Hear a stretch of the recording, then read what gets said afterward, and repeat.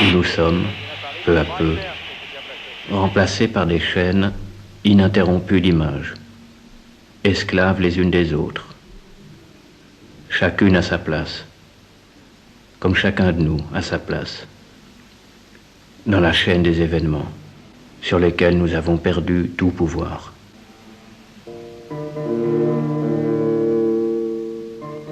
On a fait comme pas mal de gens, on a pris des images et on a mis le son trop fort. Avec n'importe quelle image. Vietnam. Toujours le même son, toujours trop fort. Prague, Montevideo.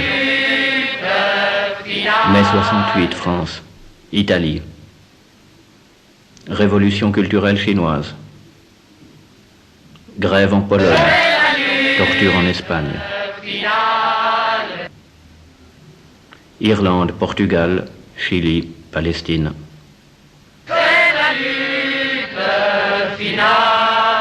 Le son tellement fort qu'il a fini par noyer la voix qu'il voulait faire sortir de l'image.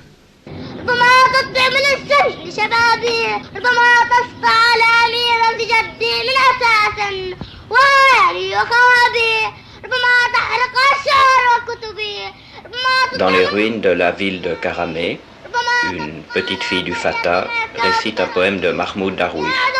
Je résisterai.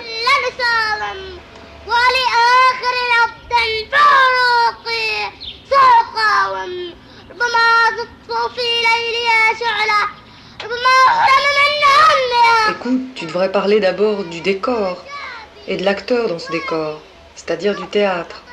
Ce théâtre-là, d'où il vient de 89, de la Révolution française, et du plaisir qu'avaient les conventionnels de 89 à faire des grands gestes et à déclamer en public leurs revendications. Cette petite fille, là, fait du théâtre pour la révolution palestinienne, évidemment. Elle est innocente, mais peut-être cette forme de théâtre l'est moins.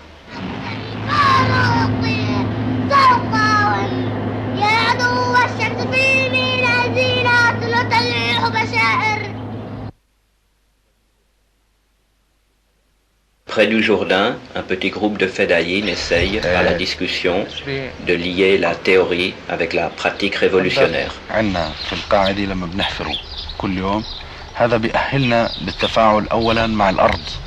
Écoute, parle un peu simplement. Qu'est-ce qu'ils disent, ces Fedayines? Ils sont en train de parler de leur lien à la terre, en prenant l'exemple de creuser une tranchée. Et ils disent exactement cela. En creusant notre terre, nous nous lions avec elle et nous l'aimons davantage. Et quand la terre te défend, tu deviens son amant. Alors parle pas pratique et théorie, ils ont dit faire l'amour avec leur terre, alors dit l'amour et dit faire. Dans une école où le Front démocratique organise des cours d'alphabétisation, une femme répète un texte syndical.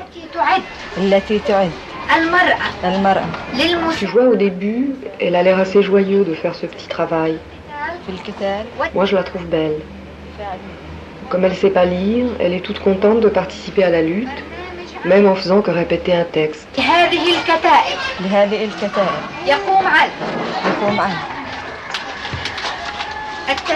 Mais au fur et à mesure de cette répétition,